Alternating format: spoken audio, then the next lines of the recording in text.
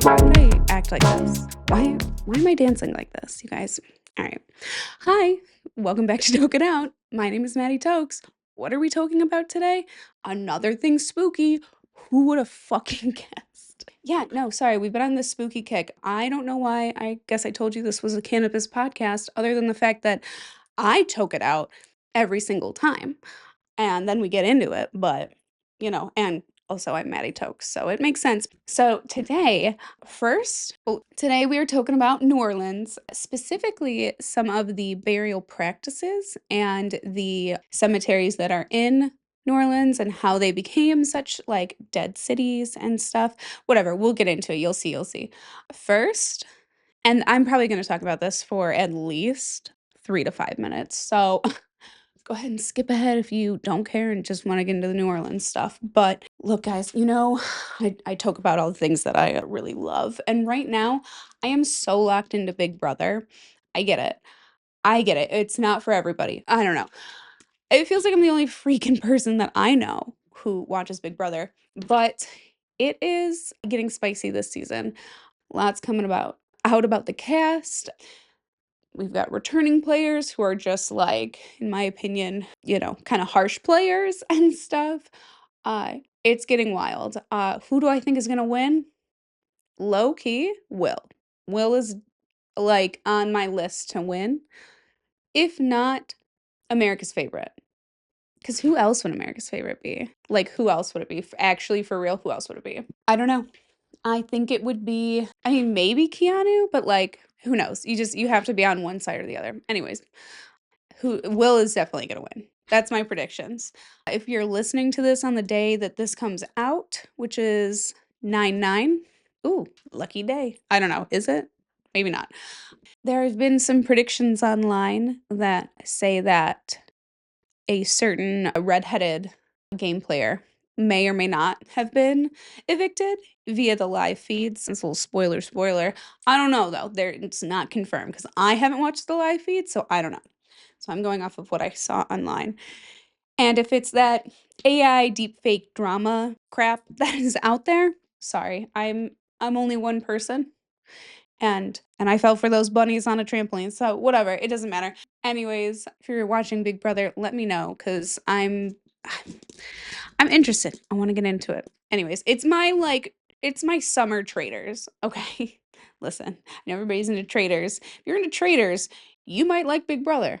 You might really like Big Brother because it's not a lot of like survival, but a lot of like mental like willpower. So get into that. Anyways, let's get into New Orleans here. So New Orleans, there is so much history that you could get into. You could get into Marie Laveau. You could get into the Axeman. You could get into the Great Fire in the Cemeteries, which is kind of what we're going to talk about. You could get into deep into like the diseases and the death, whatever. So let's talk about one of the most famous cemeteries in New Orleans, and that's going to be St. Louis Cemetery number 1. St. Louis Cemetery number 1 was formed in 1789, and that was 1 year after the Great Fire of 1788. Now, they did this because it destroyed about 80% of the city. They realized that they could not do underground cemeteries between fires and flooding and the catastrophe that would happen to New Orleans. So they decided to build above ground cemeteries. Now, what was the Great Fire of 1788? Well, the Great Fire of 1788 in New Orleans, apparently there's more than one in 1788, which is just horrible. I'm sorry. This happened a lit candle on an altar on Good Friday, knocked over, and started it on fire. Now you gotta realize that like these drapes and stuff, I mean, these are velvety, like, drapes. These are gonna go up in flames very quickly. Pair that with the fact that most of these buildings are made out of wood. This fire spread so incredibly quickly. They rang the bell tower, like the church bells for fire alarms and stuff, but I mean, it literally consumed 856 buildings in less than 5 hours. Catastrophic. So that was March 21st, 1788.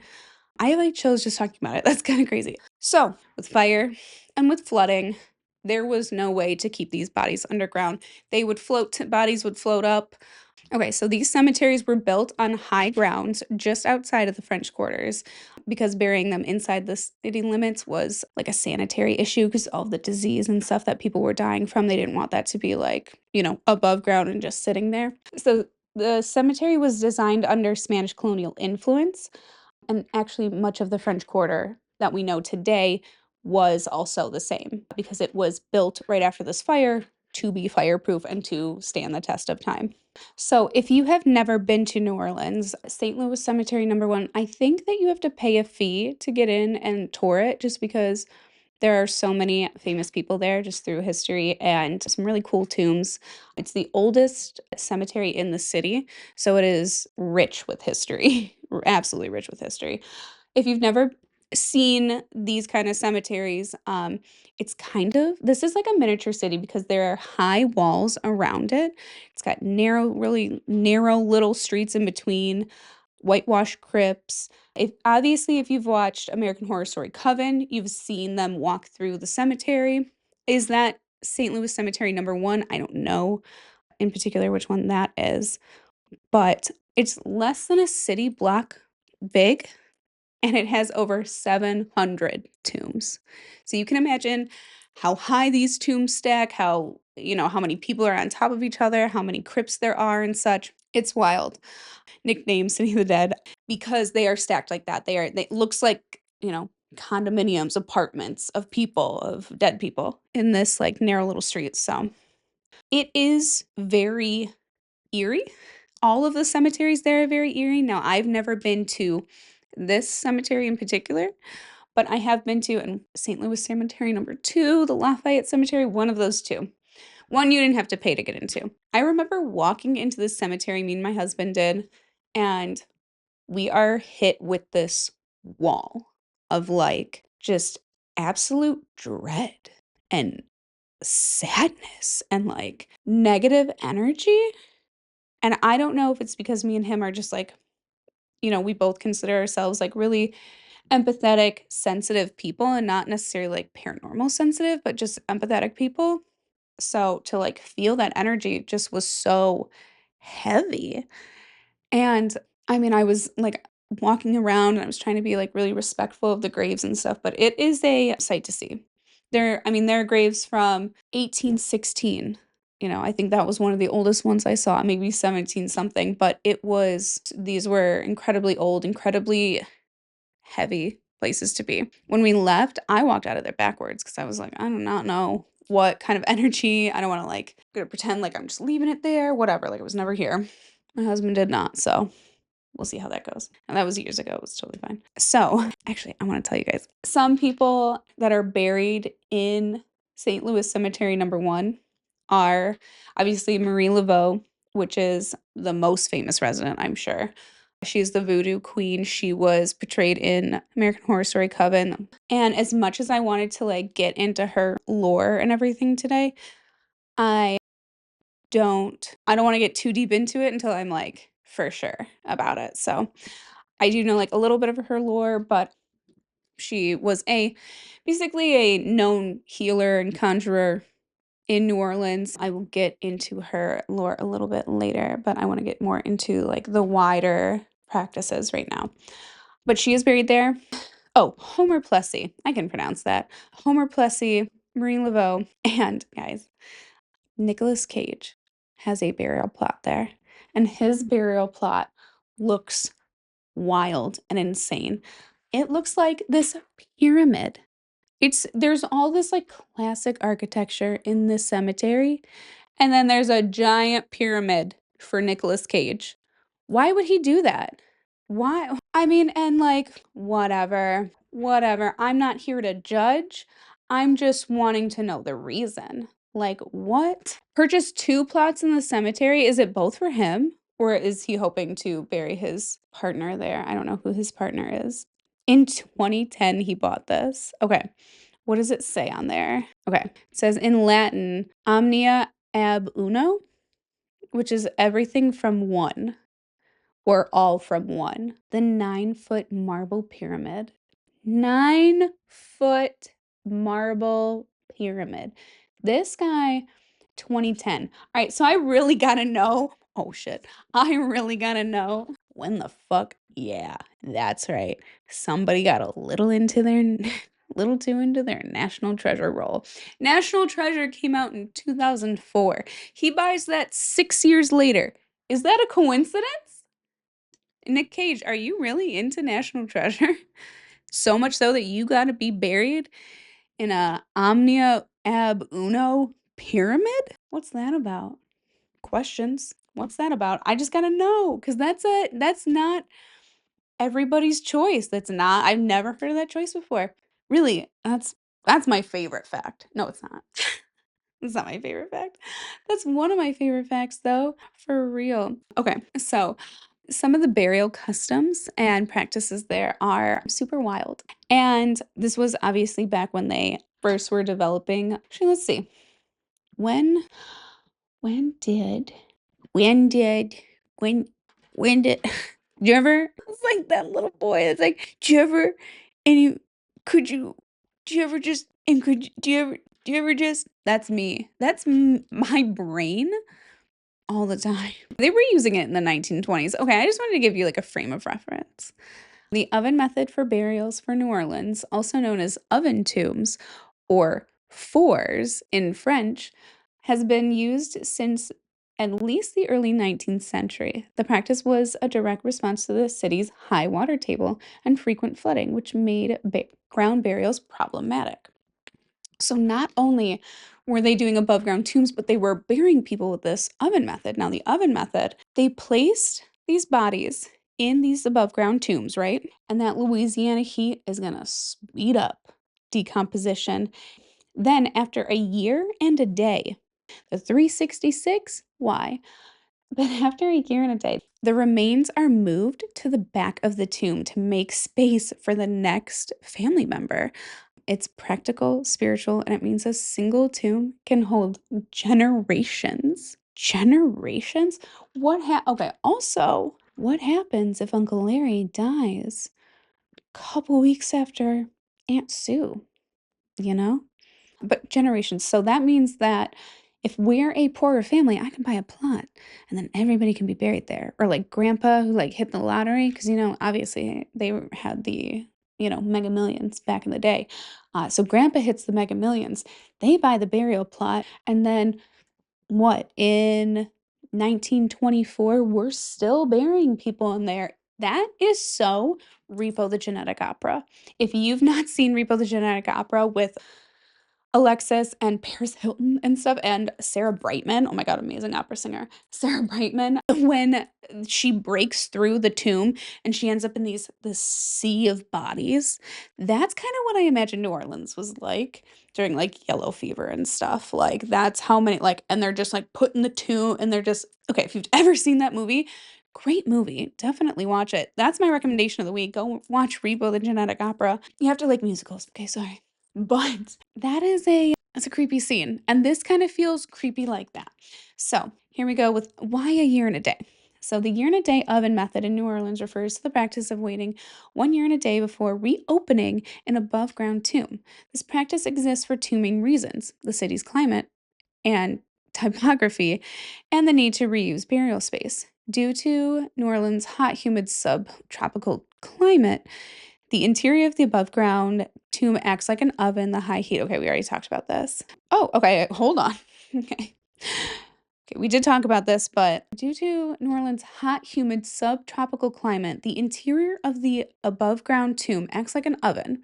The high heat and lack of moisture speeds the decomposition process, which is often likened to a slow cremation. That's so scary. That's so scary.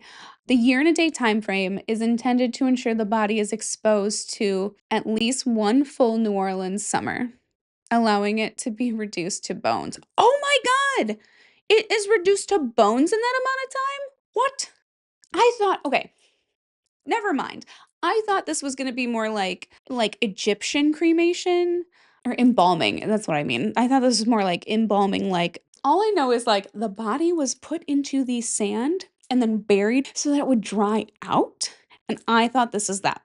I thought the oven method was more like we're drying you out to then, like, push your skin and stuff back there. Turns out we're being reduced to bones in this slowly?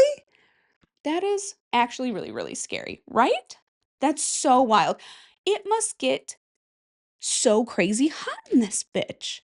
And obviously, it gets really freaking hot in New Orleans, but like, we're talking oven vault hot? Okay, sorry. That's just kind of hitting me now, you guys. I like read this before, but I did not realize that it was going to be reduced to bones. Okay, so it is absolutely not like Repo the Genetic Opera. Still go watch that movie. Not like Repo the Genetic Opera. This is like this is cooking you. Cooking. Now, whoa. Okay. So, obviously, we talked about like, okay, so they're doing the oven method so that the next family member can be put in there and they can have multiple generations in this tomb. Obviously, with bones, it's a lot easier to do a much smaller tomb. But some other burial practices involve like family vaults with multiple compartments for the family. These vaults might have been separate niches for different family members, and over the generations, they could be rearranged or reused. That's why part of New Orleans has a living, ever evolving feeling. Tombs and vaults are shared and adapted over time. So, this is not a like, okay, we're burying you, see you, you know. And this was more like a, okay, we'll see you in a year and a day. Bye, Uncle Larry. Like, actually, that is spooky because you're kind of like, I mean, you're not disrupting somebody's final resting place, but you kind of are. Like over and over again, especially if you're doing it for generations. And what if my shitty ass cousin gets uh, gets dead, passes away right after me, and I gotta be buried? She think I gotta be buried on top of me, like their bones are on top of my bones. Pissed, pissed. Next time that thing opens, you better believe my ghost is coming out and being like, "Screw y'all, I'm gonna go haunt this bitch." So not only are they having like family vaults, but they're burying people in the walls, you guys. Sorry, that's probably really loud. The walls, you guys. Like, these are called wall vaults. These are essentially like little apartment crypts built into the walls of the cemetery. They're a bit more compact than the big family tombs and family vaults, but sometimes they're stacked several stories high along cemetery boundary walls, giving it an eerie but fascinating look. What? That's really scary. I that is so scary. Every it's kinda like use every part of the animal, use every part of the cemetery, stack them high. Like, I mean, man, these people would have been building catacombs if they could, because death is so a part of this culture. And I mean, even if you go down there today, it still is. I think they really took the concept of funerals are for the living and ran with it because so not only are they like burying people everywhere in the walls of these cemeteries, up high, down low, not down low, but up high, above ground, whatever. They would also have like families started doing like death feasts and stuff in the cemetery, especially on like All Saints Day. They'd gather around and they would it kind of like a Dia dos Dia. Whoa, you gotta chill out. You gotta chill out with Spanish shit. The Spanish. Dia de los Muertos. Dia de los Muertos. I can speak Spanish. No, I can't. I can say that word. Day of the Dead. It kind of gives Day of the Dead. Obviously, we'll talk about Day of the Dead at some point, I'm sure. In the spookiest of months, who knows? We'll be talking about it on Christmas. But it's kind of giving that where like we're celebrating their life even after they're gone and long after they're gone and years after they're gone and being together as a family no matter what. But not only that, but I mean, and you got to figure they're let's get more into their like funeral traditions, but before that, I want to get into like why is there so much death in New Orleans? In the 18th and 19th centuries, disease was rampant in New Orleans. I mean, we're talking yellow fever, cholera, malaria. These epidemics killed thousands of people at a time. I mean, that's like Black Plague type shit. Like, maybe not so widespread, but I mean, in the city of New Orleans, in the area, these diseases You gotta figure again, the reason the oven method works is because it's in a hot climate. There is nothing but hot, humid, subtropical temperatures. A great place for bacteria and disease to grow. 18th, 19th century, we're not doing hand washing right now, okay? We're like pooping in buckets and streets and shit.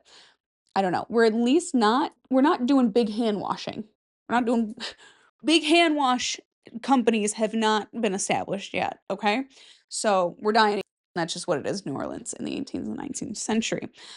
Obviously, cholera, malaria. So, killing thousands of people at a time.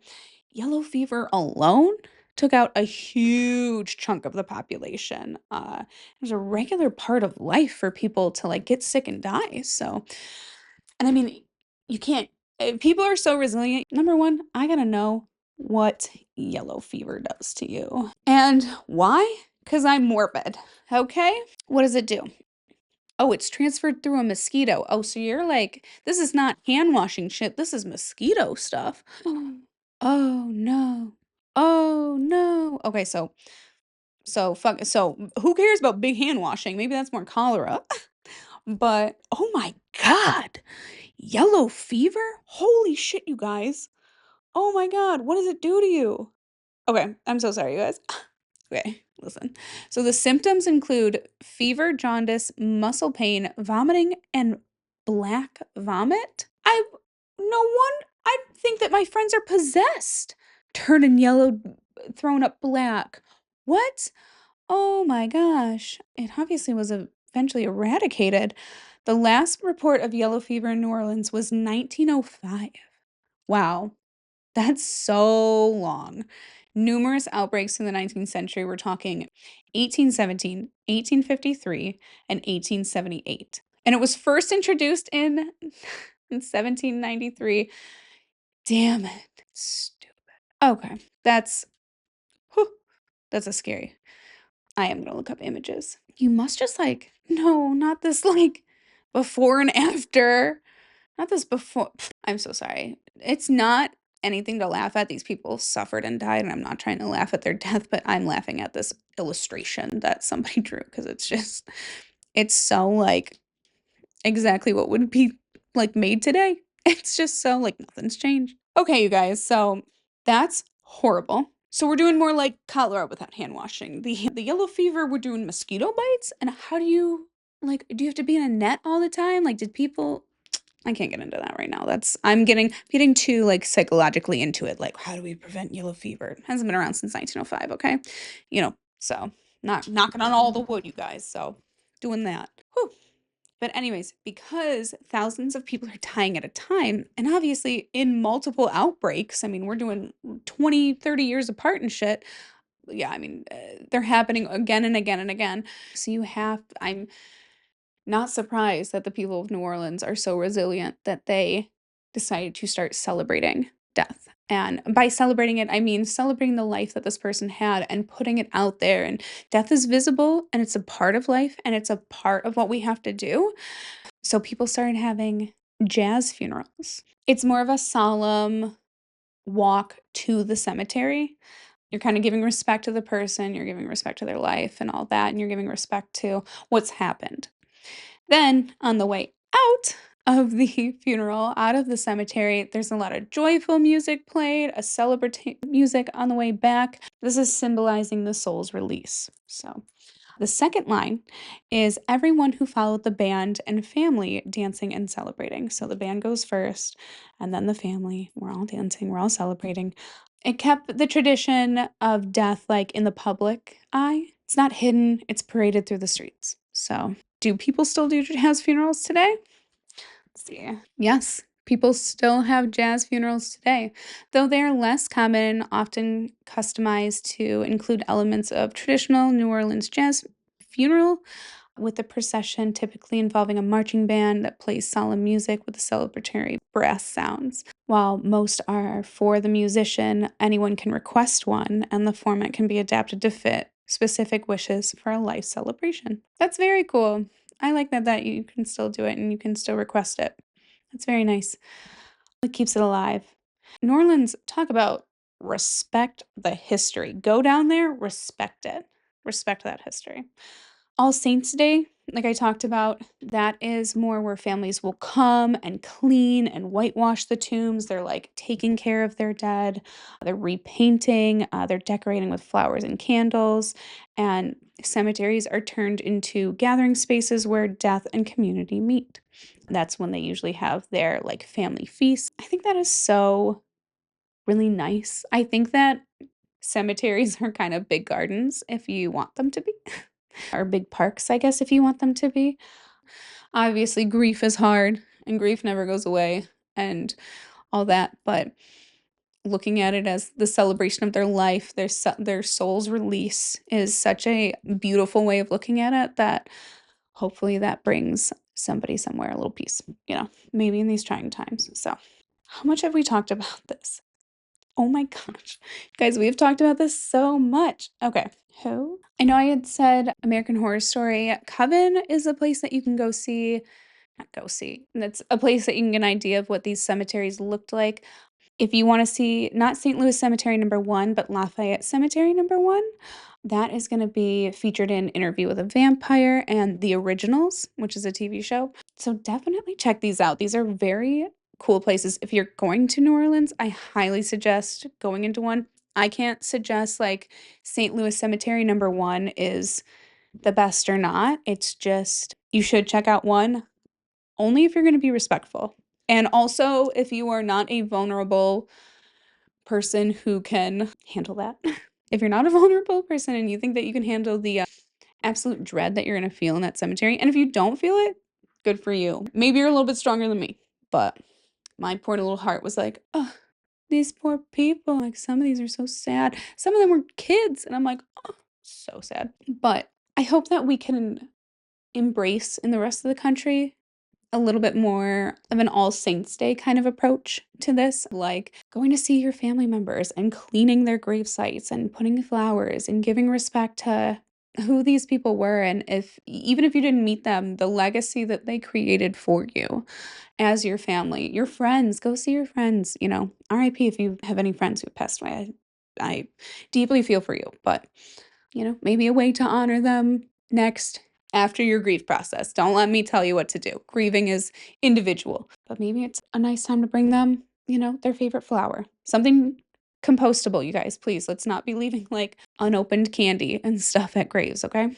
Just because of the environment, okay? Sorry, okay. Anyways, you guys, I know that was heavy, just like the New Orleans cemeteries are. Next week, I think we're going to get into something a little bit lighter spooky, but I just thought some of this is so fascinating, you guys. Like, such a different way of living, being a cultural, like, I mean, I have been to everywhere from New York to LA to Portland to Phoenix to Seattle, Orlando, Miami, everywhere. New Orleans is so unique compared to everywhere else. Is it unique compared to the rest of Louisiana? I don't know. But and I mean, obviously, the we all know, like, Hurricane Katrina, the tragedy that is New Orleans, like, that has befallen New Orleans again and again and again. It's just horrible, but what a resilient city. I mean, all the way back to the 17th or the 18th and 19th century and beyond, I'm sure. But okay, you guys, tell your weird uncle about me. I know that your weird uncle is interested in this right now. So go ahead, copy paste that link. Go check out the merch I got. Hope you guys enjoy it. If not, whatever. Go watch my video from next week. Also, not next week. Do not travel in time. Do not pass go. Do not travel in time. Go check out my video from last week because it is a goodie. Okay? Let's talk about the Warrens. I hope you saw The Conjuring Last Rites. I have not yet, okay? I wish I did. I haven't yet. Which is why I haven't talked about it, okay? So hopefully by next week I'll be talking about it, okay? Anyways, like I said, tell your weird uncle about me. I'll see you guys later. Bye.